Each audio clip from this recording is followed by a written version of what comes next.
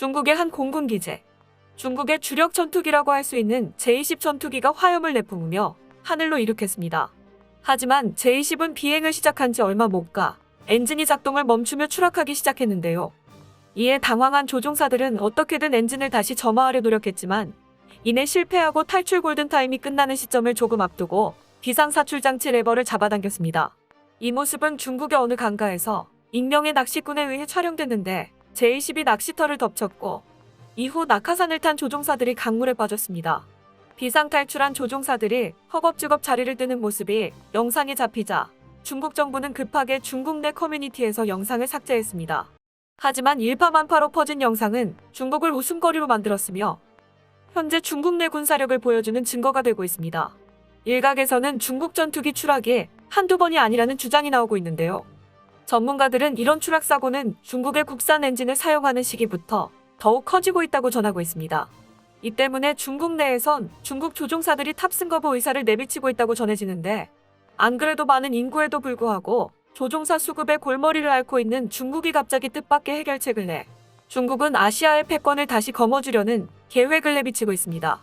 하지만 최근 한국이 개발하고 있는 신기술 영상에 중국의 야망을 완전히 꺾어놨는데요. 과연 중국 전투기는 왜 추락했으며 이로 인해 왜 중국 조종사들이 탑승 거부 의사를 내비치는지와 중국 정부의 조종사 문제 해결책은 무엇인지, 그리고 한국의 신기술이 왜 중국의 야망을 완전히 꺾어놨는지에 대해 알아보겠습니다. 최근 트위터를 뜨겁게 달구는 영상이 있습니다. 바이런1이라는 이름을 가진 트위터가 얼마 전 공개한 동영상은 허난성의 지하루강에서 낚시를 하던 사람이 촬영한 것으로 소속을 알 수 없는 중국 전투기가 강바닥으로 추락하는 장면이 담겨 있었습니다. 바이런1은 이 트윗을 설명하면서 중국 인민해방군의 제-20 훈련기라고 명시했고 조종사 2명은 추락 전투기에서 낙하산을 타고 빠져나와 강물로 뛰어들었다고 적었는데요. 바이런1은 추락한 제-20이 강둑을 스치면서 비상착륙을 한 사진을 또다시 올리면서 추락한 기체가 제-20S 기종임을 확인시켜 주었습니다. 영상과 사진들은 최초 중국 커뮤니티에서 먼저 공개된 것을 바이런1이 트위터로 옮긴 것이었으며 원본은 이미 중국 공산당에 의해 삭제된 상태입니다. 중국 공산당이 진실을 덮고자 했던 노력에도 불구하고 이미 전 세계적으로 널리 퍼져 해외 여러 매체들이 이 영상에 대해 보도하기 이르렀는데요. 군사 전문 매체인 에어로플랩은 현지 낚시꾼들이 촬영한 동영상에는 탈출한 두 조종사가 낙하산을 타고 내려오는 장면이 담겨 있었다면서 목격자들은 사고 직전 특별한 소리를 듣지 못했다고 전했습니다. 아무런 소리를 듣지 못했다는 것은 이미 엔진이 꺼진 상태에서 추락한 것으로 예측할 수 있습니다. 그러면서 조종사들은 낙하산으로 탈출 후 강에 빠졌지만 강둑까지 헤엄쳐갔고 그곳에서 주민들의 도움을 받았다며 상황을 설명했습니다. 또한 유라시아 타임스는 중국의 제-20S의 추락 소식을 전하면서 중국 정저우에서의 제-20 추락은 흔히 보는 일이라고 말했고 이번 탈출 조종사는 다른 때에 비해 탈출이 조금 늦었다는 평가를 했는데요. 유라시아 타임즈는 제-20의 추락이 이번에만 있었던 특이한 일이 아니라고 말하면서 중국 내에서 제-20의 제의는 쓰레기라는 의미를 지닌 정크의 약자로 통용되고 있으며 정크십으로 불리고 있다고 전했습니다. 또한 중국에서 방송된 한 영상에서 제-20의 치명적 단점을 적나라하게 드러내는 장면이 나와 중국 당국을 크게 당황하게 했습니다. 这不能像我们这平常洗车似的拿那个水嚓一冲，不行。对，如果水渗到这个蒙皮里面，下面都是机件，都是这个金属的，容易生锈。而且平时我们都是非常注意这个防雨防潮。那确实，那就只能是靠我们一点一点去擦这些上面的。它这个里面就是清水是吗？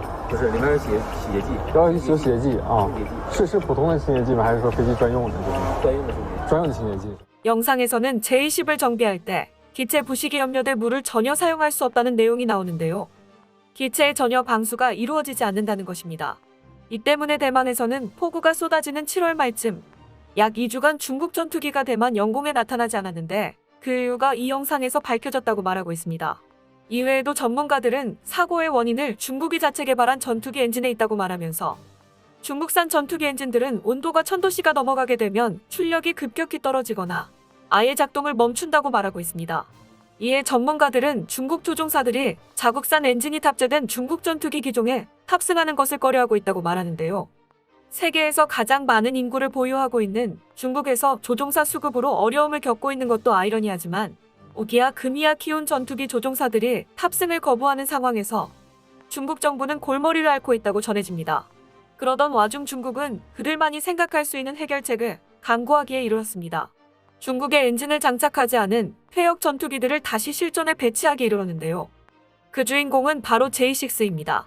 중국은 이미 2010년에 퇴역시킨 전투기이지만 J6의 심장은 러시아의 투만스키 RD-9B를 탑재하여 현재 생산되고 있는 웬만한 중국산 전투기보다 안전성 면에선 높이 평가받고 있습니다.